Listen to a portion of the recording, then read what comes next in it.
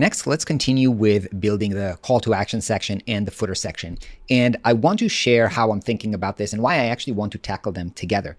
Now, you can think about this initial section as the call to action section and as the bottom one of the footer section. However, we've got the shoes here that are basically crossing between the sections. Now, if we're thinking about how to build this, we know that when we have something that goes outside of the canvas, like we have here on the left and on the right, we have to use overflow hidden to make sure that we don't have scrolling outside of the canvas, right? So that it's cropped from left and right. But if we are going to apply this call to action section overflow hidden, basically what that means is that the shoe that goes down into the footer section is also going to be cropped. And that's not what we want. We only want this to be cropped from left and right.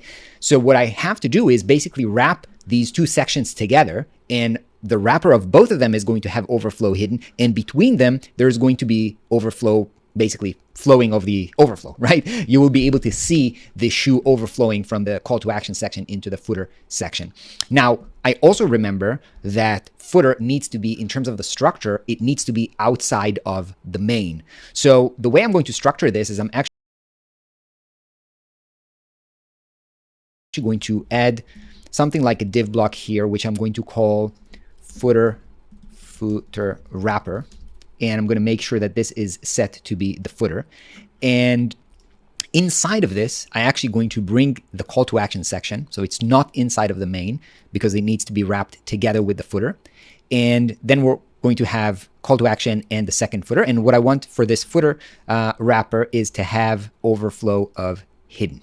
Okay, so let's see what we have here. Even in the call to action section, we've got a pretty complex layout. We've got the two shoes, which are they're on top of the text. Obviously, they're going to have to be position absolute so that we can move them around on top of other elements. But we also have this heading here of the section, precision, power, perfection, which is aligned to the bottom right corner of this section. So that's probably going to be flex aligned to the bottom right.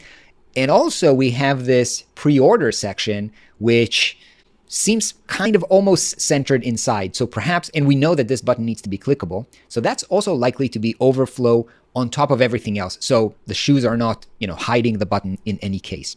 So let's go and try to do that. We also have this white border here at the bottom of the call to action section. So let's go ahead and try that. Let's first tackle the content in the call to action with this precision, power, perfection. Let me copy this text here. And let's see. Inside the call to action, we've got the countdown timer. And let's go ahead and add another div, which we're going to call the CTA heading, perhaps. And let's add inside here this, basically it needs to be an H2 because this is the heading of this section. I'm going to put this here, precision, power, perfection. Although here it seems like it's H3, but semantically, because this is basically the heading of this section, this needs to be an H2. So we're going to have to give this a class of H3 that basically looks like an H3, although it's an H2. So H3 is 50 on 110. So let's go and change that to 50. And basically what we can do in this CTA heading, we also want to have some space between them. So I'm just going to give this a huge padding here just so that we've got some more space here. This is not, I don't feel like this is 100% viewport height, like it's taking up the whole section. But maybe, you know what, instead of padding, instead of that, let's reset that. Maybe let's set the height to something like 50 viewport height and turn this into a flex that aligns it to the bottom right corner. Of course, this needs the padding, the global padding on all sides. So actually not on all sides. It does need it on the right side, but it seems like between the bottom padding and this outline, the padding is actually smaller. So let's disconnect that. Let's reset this and make it something smaller like this. This seems reasonable. Let's start with that. Also, this CTA heading, or actually this whole CTA section, we can give this a bottom of white border. We can't see it right now, but this will be the underline that we have here. Actually, let's go ahead. It'll be easier if we bring in the footer section right now so that we can see how this looks. So I'll do the shoes and button in the end. Now I'll jump to the footer just so that we can see also how the shoe crosses between them. So let's add another section inside of the footer wrapper. And this is going to be the footer section. Footer section. What do we have inside here? We've got padding left and right, and we've got this text, some copy on the left side and links on the right side. So it seems like there's going to be, let's create a wrapper for both these elements. Let's call this, let's bring in a div and let's call this footer links. Not footer links, actually, call this footer content, because it's going to have copy on the left and links on the right, and then there's going to be the logo here. So footer content is going to have text. So bring in a text block. I'm going to paste this here. Also, for footer content, let's give this a margin on all sides. Yeah, let's try from all sides and we'll see if that works. No, that's also too much. We need something similar to what we have here, 19, or maybe let's say it's 20. So let's reset this to 20 and 20 from the bottom. Oh, sorry. Go back to desktop, reset this and 20 from the bottom.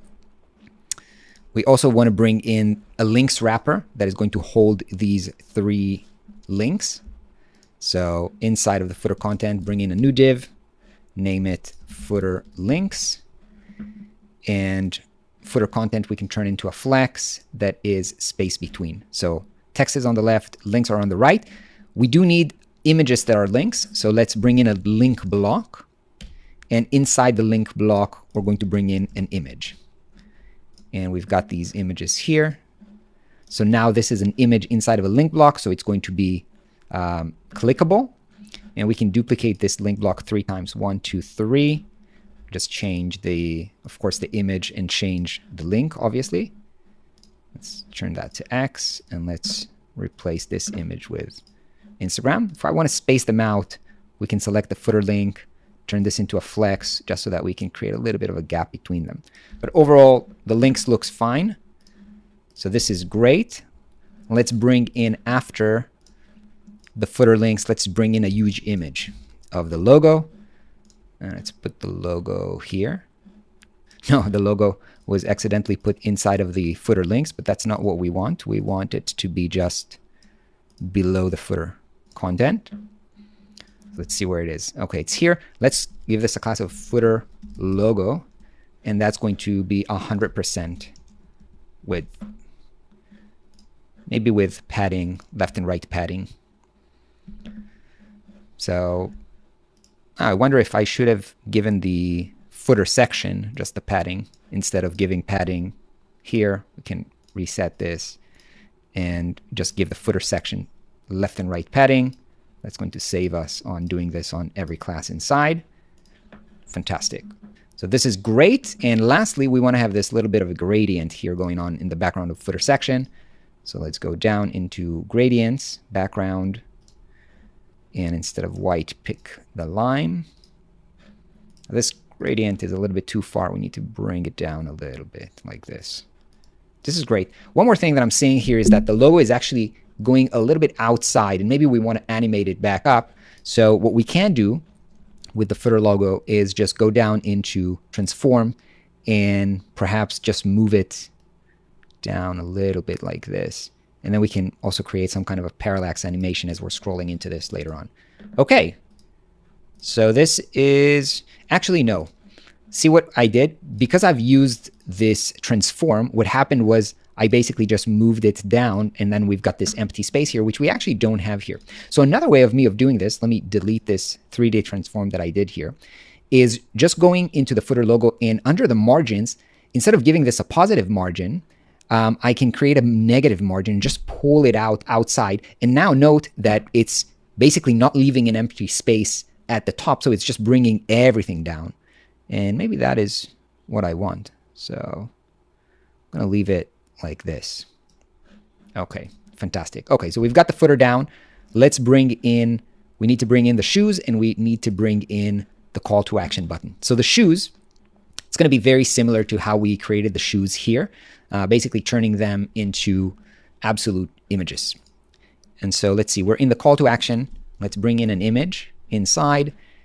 And let's select this shoe that we've got here. So an asset that we've used and used and used. And let's call this CTA shoe 1 because we're going to duplicate it. Let's turn it to absolute. And of course, I have to make sure that the CTA section itself is relative so that the shoe will be relative to it. Let's go back and make sure that, yep, it is relative to the CTA section. Now, how is this positioned? Basically around the bottom left corner. So I can use this preset to just bring it into the bottom left corner. I can, of course, play around with the positioning like this. Actually, instead of using the absolute positioning, I can go ahead and use the 3D transforms. I'm also likely to use them when I'm animating things. So let's do this. It's basically rotated to the right. So let's go to, no, I need to actually create two separate adjustments here. So one of them is moving the shoe here. That's great. One of them is rotating. I can't do both actions in a single adjustment. So now we need to go back into the move and bring it down. What I can see is that I've made this area a little bit too big. So we've got too much space between them. So let's change the height here. Maybe something like this. Okay. And the shoe, let's move it like this. Let's move it like this. Okay, so this is pretty much what we have going on here. Maybe the rotation is a little bit, yeah, overall seems good. Now I need to duplicate this to create the other shoe. So I'm going to copy and paste this. I'm going to duplicate this class and call it shoe number 2. I'm going to align this one to the right corner. And I'm going to just give this a different move properties. Let's set this back to 0. Actually set this to negative. And even more to move. Let's change the rotation to the other side. Oh, should have rotated before I moved because now we have to make these changes. Okay, and that is about right. So we've got the shoes. What I want to create in the next video as we'll scroll, I want them to kind of like run or animate as if they're running as we're scrolling. Last thing I want to do is add the call to action. So for the call to action, which I want to be pretty much centered, let's create a div inside of the call to action and call this CTA button wrapper. To center it, let's set it also to absolute. I'm going to make sure that it's on top of the shoes, which I didn't give a Z index to. So I'm going to give this a 5 and we'll see if it's on top of it. And I'm going to flex to the center. And then I can just bring in a call to action button. Now I already have a button that I can copy from here. Maybe this needs to be a bigger call to action, but let's paste it inside. Yep. And it's pretty much in the right place, but should be bigger, right? So this is CTA big. It's actually H3 here. So let's call this CTA button is huge. So this is a combo class on the CTA button that just makes it super big and something like this. Okay. Looks very big. Yeah, but this is pretty much what we have here as well. Okay. Maybe I still need to make the CTA heading here a tiny bit smaller. No, this looks good. Okay, fantastic. So we've got the layout working for us. Let's just preview this without custom code just to see how this looks. We've got this. It's actually hiding too much of the countdown timer. So maybe actually let's make it a little bit bigger. Let's bring it back to 45. And yeah, I guess when we're going to animate it, it's going to reveal itself. So this is pretty good. We've got the layout where the shoe goes outside of the call to action and into the footer. These are links, so we're good to go.